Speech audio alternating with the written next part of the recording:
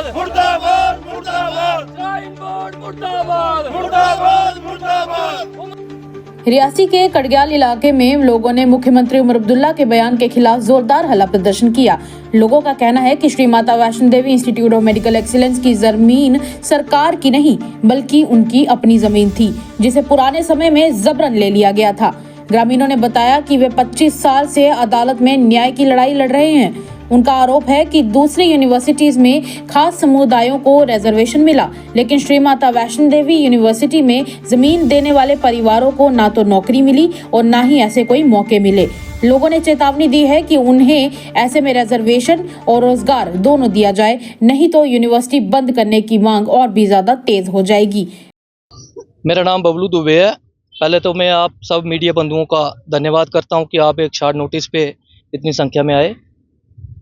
हम जो उमर अब्दुल्ला के खिलाफ नारेबाजी कर रहे थे, कल ही हमने एक बेतुका बयान सुना अपने चीफ मिनिस्टर का, जो कि उन्होंने कहा कि जो लैंड है श्राइन बोर्ड को दी है यूनिवर्सिटी बनाने के लिए, वो हमें वापस दे दो, जहाँ उसकी हमें पैसे दे दो।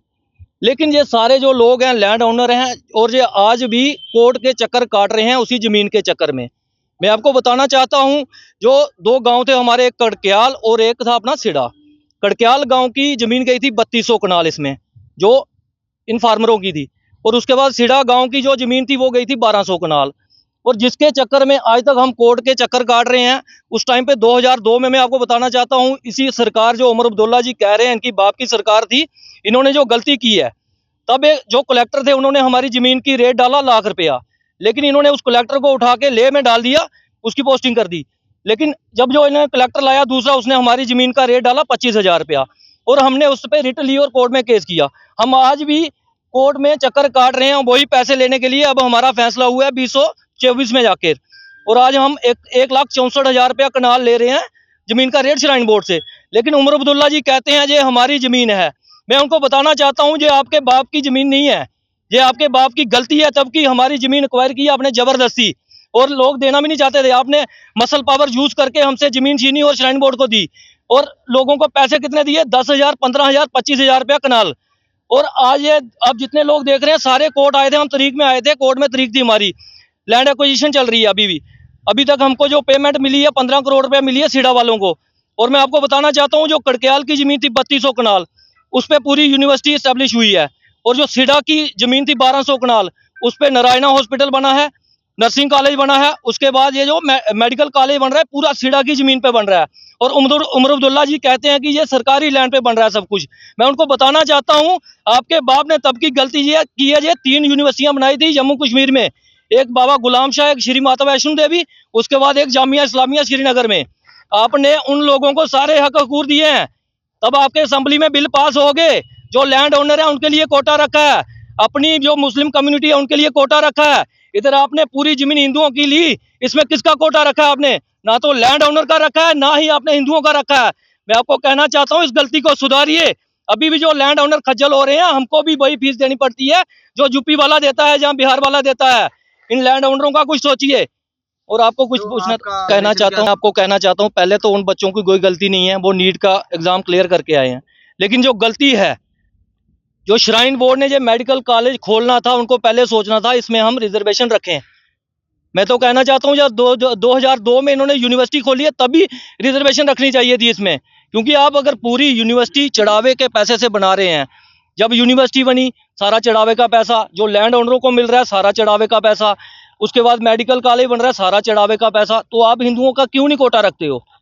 मैं तो कहना चाहता हूँ लैंड ओनरों का रखो पहले, तो जिनका हक बनता है, उसके बाद आप हिंदुओं का कोटा रख दो, इसमें 80% हिंदुओं का रखो, उसके बाद जो 20% बचता है बाकियों को, तो हमें कोई किसी से एलर्जी नहीं है। लेकिन आप एक विशेष समुदाय को पूरी एडमिशन दे दी आपने। 50 में से पहले तो ये गलती थी, 42 बच्चे मुस्लिम हैं, तो आज उनको सुधार करो ना। या तो मेडिकल कॉलेज को ताला लगाओ, बंद करो, क्या जरूरत है आपको मेडिकल कॉलेज खोलने की? अब वैष्णो माता की पूजा करो, उसमें जो चढ़ावा आता है हिंदुओं के वेलफेयर के लिए लगाओ, आपको क्या जरूरत है ये मेडिकल कॉलेज खोलने की? मैं सबसे पहले तो आप मीडिया वालों का शुक्रिया करता हूं कि आप हमारी आवाज़ सुनने के लिए आप इधर आए। सबसे पहले तो मैं अभी जो चीफ मिनिस्टर साहब का जो बयान आया है, ये तो सीधा सीधा दिखा रहा है कि ये हिंदू मुसलमान तो ये सीधा सीधा कर रहे हैं, क्योंकि हमने ज़मीनें दी हुई हैं 20-25 साल हो गए हमने लड़ते हुए, और इन्होंने हमारे से एक श्योर किया था कि आपको पर एक फैमिली को नौकरी देंगे। ठीक है, इन्होंने वो भी नहीं दिया और हमें सीधा कोर्ट में भेज दिया, क्योंकि हम अपने आवाज़ उठाने के लिए हमारे पास कोई चारा नहीं था। हमारा एक ही चारा था कि हम कोर्ट में जाएं। आज हमने 25 साल में वो लड़ाई लड़के आज हमारा 80,000 रुपया इन्होंने रेट निकाला है, जो हमें आज 1.65 के करीब करीब हमें वो मिल रहा है। मगर आज भी हम कोर्ट में ही घूम रहे हैं।